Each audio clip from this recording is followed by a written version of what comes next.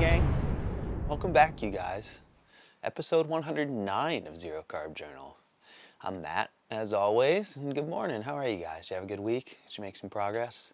I bet you did great. I had a great week, you guys. It was a really good one. I mostly just took care of stuff I haven't had time to take care of, and relaxed in the pouring rain. And yeah, I had a good one. I didn't work much. I did work a little actually, but not much. Just kind of getting ready for this next big job to start, 2 big boats. And they thought they'd be ready for me Wednesday, but they weren't. So they're ready for me tomorrow. So I'm getting ready to start. But this week I just sort of almost stopped and started. So, but it was a good week for me, you guys. I had a lot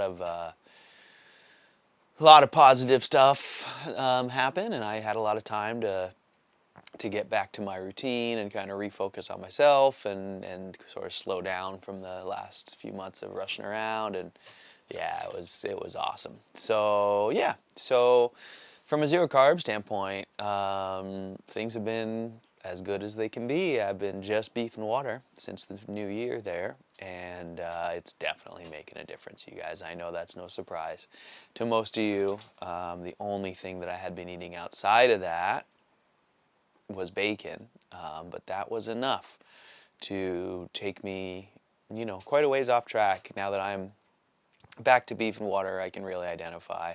Mostly it was just the looser stools and a lot more gurgling in my stomach. I didn't often use the bathroom more often, but I did use it more often, whereas this week and now that I'm just beef and water only, it's pretty much once a day. It has been once a day that I use the bathroom. But when I was eating bacon, there was times when I would have surprise movements that I had to go take care of, and in the middle of the night and stuff like that. So that's not happening now that I'm on beef and water. I feel a lot more calm, like my stomach and the gurgles and noises and all that are much reduced when I drop the bacon.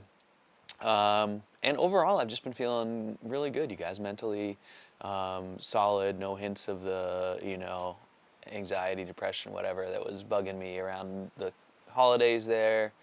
And yeah, just feeling a lot better. So what I'm eating is still my homegrown ground beef as the bulk of my food, and then I've been eating ribeye from Costco to just get the fat up a little bit. So as you guys know, I don't do well on high fat. Even just ribeye, I'm starting to realize by itself, one big ribeye from Costco, if I don't trim the fat, that's too much fat for me. It will make me, if not sick, at least not feel my best.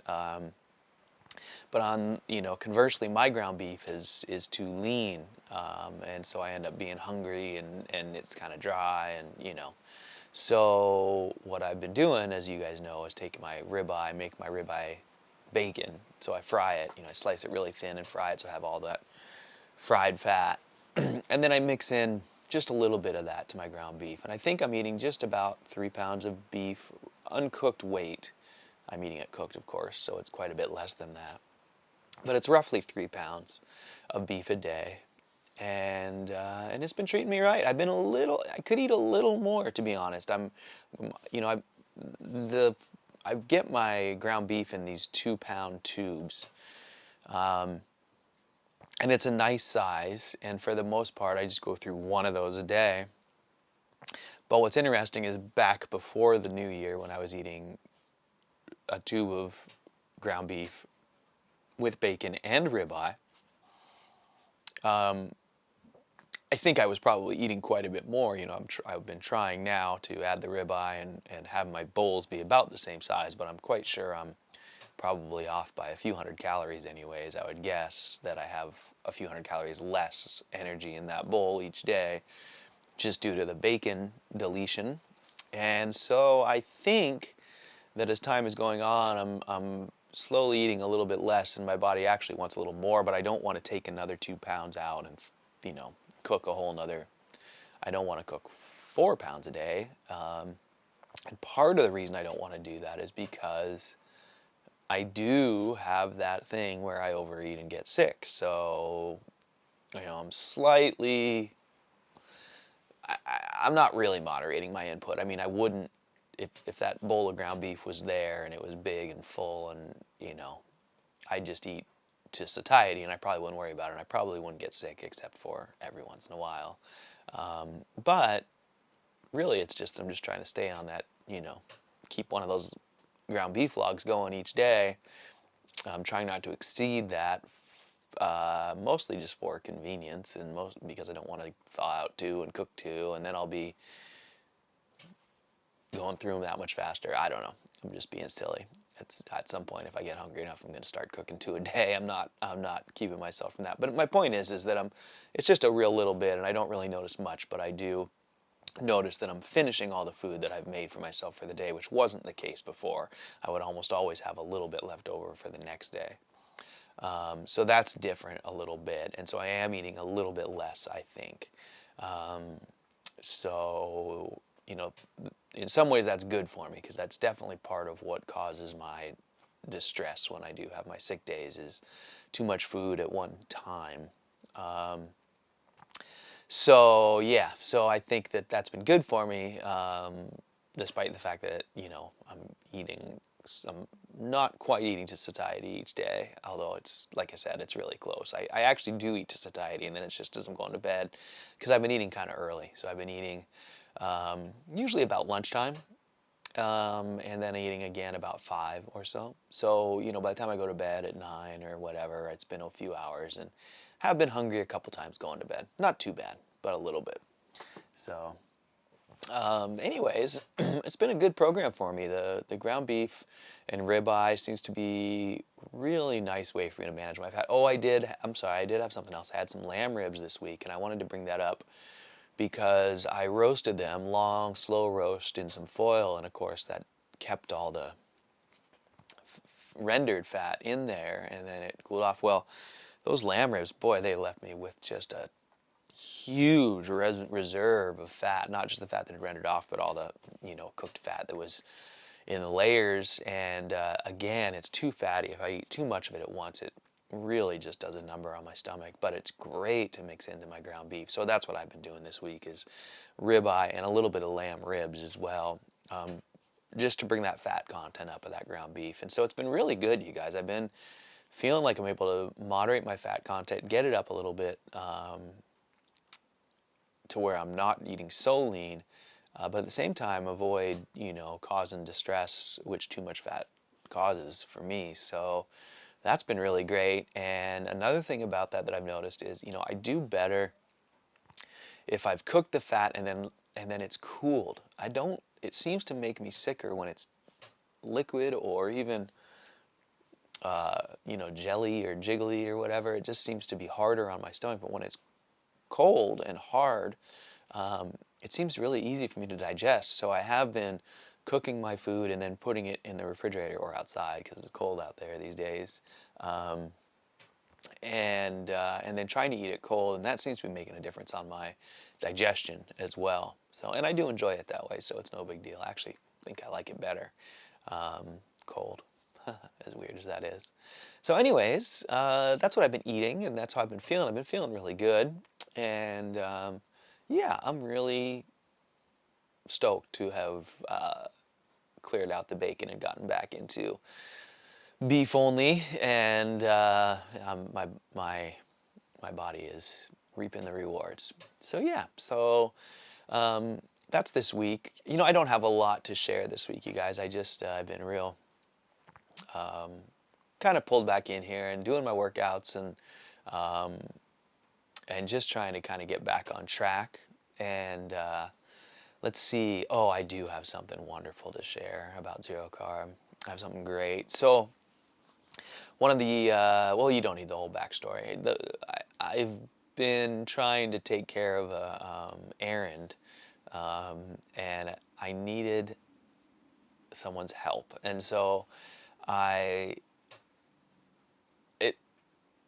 it's sort of a long story.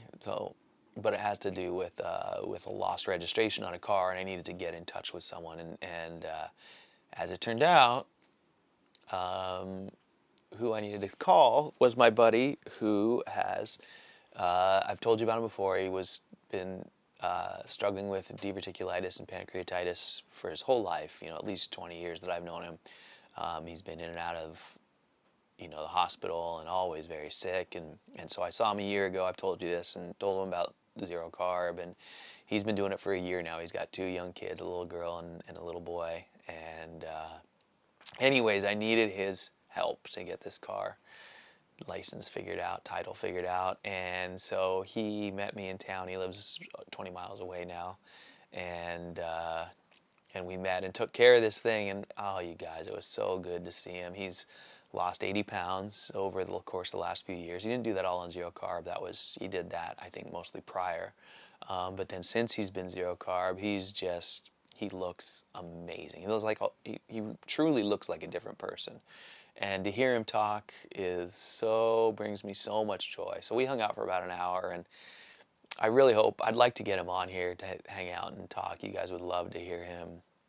I mean, he's right where, where I was right after my first year. He's feeling so good. He's noticed such amazing, profound differences in his health and everything. And he's just preaching to the choir when we talk. He's just got, oh, those, I don't even need to start. You guys know exactly what I'm saying, talking about fiber and he's a licensed nurse practitioner. So, he spends a lot of time, in the medical community and interacting with people. And I really feel like his experience, he's going to be able to help a lot of people. I can already see it happening because he was overweight his whole life, and by quite a bit, and really torn up with, gut problems. And the difference that he's experiencing now in zero carb is so profound. He talks about how easy it is to maintain his weight. He looks like $1 million. He looks like he works out, and he doesn't. And he, he's just a great ambassador. He's just, oh, I know what it was. And we were talking about some of the people he works with in the hospital, and many of them, something I've noticed when I go to the hospital, many of the caregivers are significantly struggling with their own challenges. Most of the ones that I see were horribly overweight, and it looked like they were really struggling, even though they may not know it. Some of them probably do, some of them don't. But at any rate, my buddy is just in a great position to, be an example and share his experience. He's like, I don't work out. It hasn't been hard. I'm not struggling with food. I eat what I want. And, he just goes on and on and on about all the same things that we always talk about. But having been struggling with his weight his whole life, he was a round little guy, forever. So,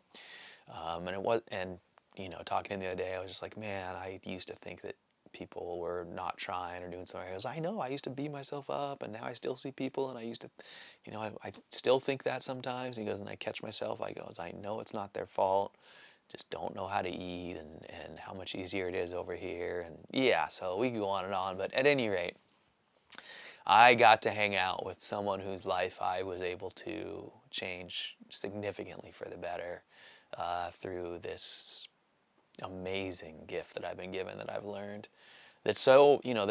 Most people are closed to. That's the most frustrating thing about this, and this goes back to my holiday experience. It's so frustrating. If I ran up ahead and found $1 million up there, the people I loved, and who, they'd run right, what'd you find up there? They'd run right up there and grab their $1 million. Oh my gosh, look what we all found. But no matter how amazing and magical this golden information is, it's so difficult to share with people. They will not hear it. All they have to do is try it for themselves and find out for themselves how life-changing it can be. But they won't believe.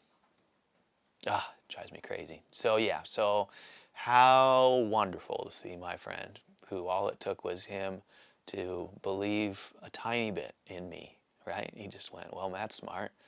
He's saying this thing changed his life. I might as well try it. What's the harm? Of course, he had a lot to gain.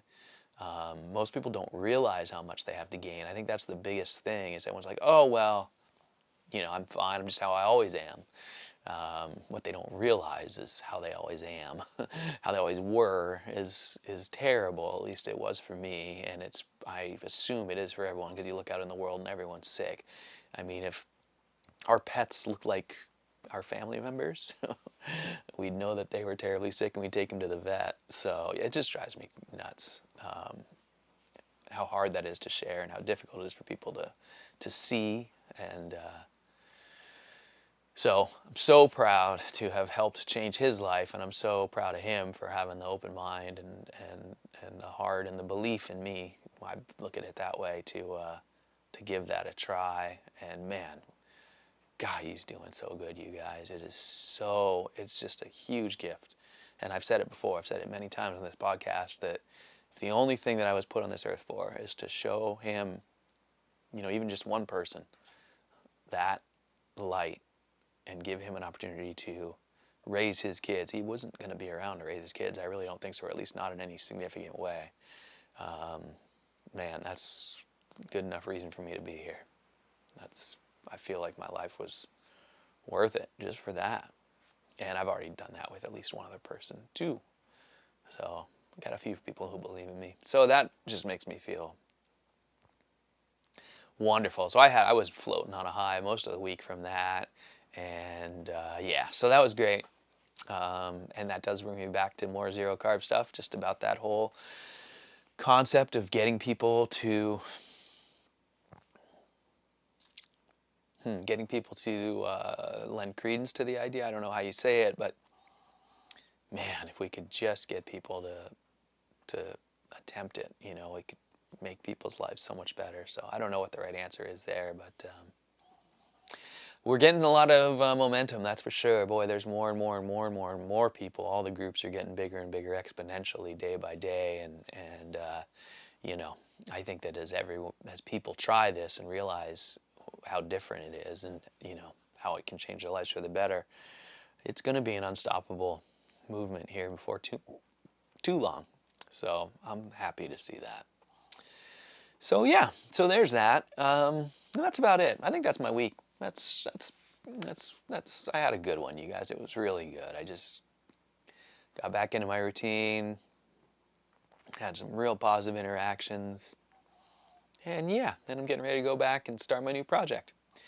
So I think I'm going to leave it at that. I'm real excited about playoff football right now. So Mike, thanks for the cheers there last week. My team did do well. We got a tough one this week, so we'll see how we go. But I'm going to hang out today and rest up and watch some football. We are in the midst of a wicked winter storm here. It's just been raining, cold, cold, cold. I got a few inches of snow a couple days ago, and now it's washed away in the rain. But it's supposed to get really cold today and then stay that way all week. So I got a feeling I'm going to be buried in snow all week. Hopefully I can get to work.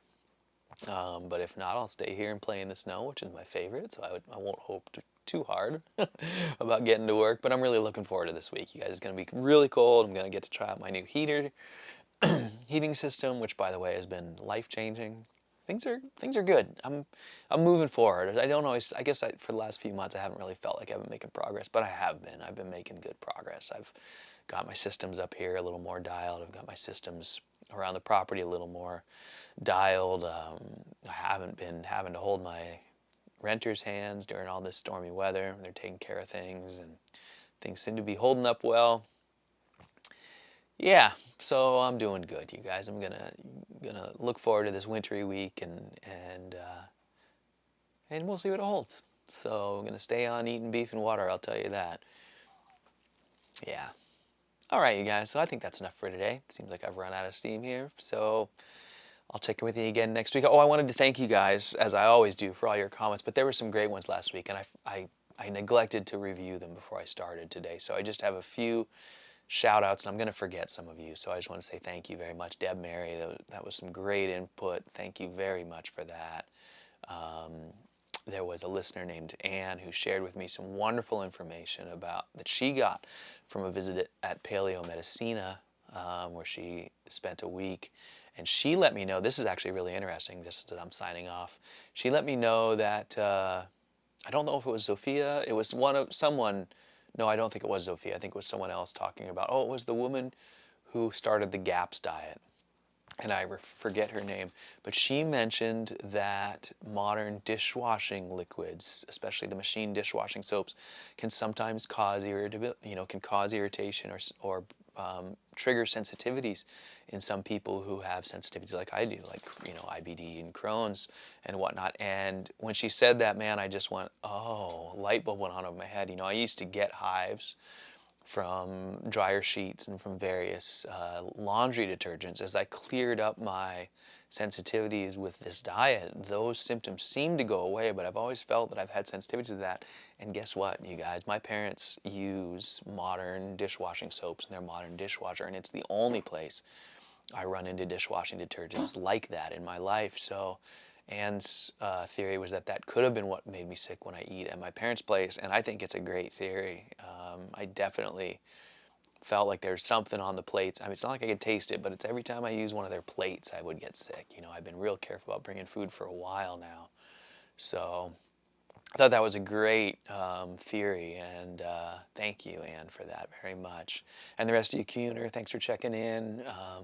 Whitey, I'm not sure if you're there anymore. I can't remember, but all of you folks, Robin, of course, and Dean and Sarah, thank you for the birthday wishes. I haven't been on Twitter almost at all, but I have a few friends who get a hold of me there. So every once in a while I go back, and I found that I've been missing, every now and then I've been missing a few messages. So Sarah, I totally missed your birthday messages, and I really appreciate it. I hope you and your baby are doing great. And so many of you, I can't list them all, but I just wanted to thank you so much. Your comments have meant so much to me, especially these past weeks as I sort of have struggled a bit and looked for, sort of some answers and some support, and you guys, well, and you're always there for me. So thank you so much. It makes a huge difference to me. And I guess that's enough for now. So I thank you, as always, for listening and watching, and I hope you have a great week. You guys make some progress, stay the course, try and show the path to someone who can use it, and I'll do the same. And check in with you guys next week. I'm going to have a tough week at work this week. I'm looking forward to getting back in there. It's going to be really cold and really miserable, probably getting there and back. And so I'm going to put my nose to the grindstone and hammer down, and we'll get back here next week and see how we did. All right, you guys. Have a great week. Thanks as always for listening and watching. I'll see you next week.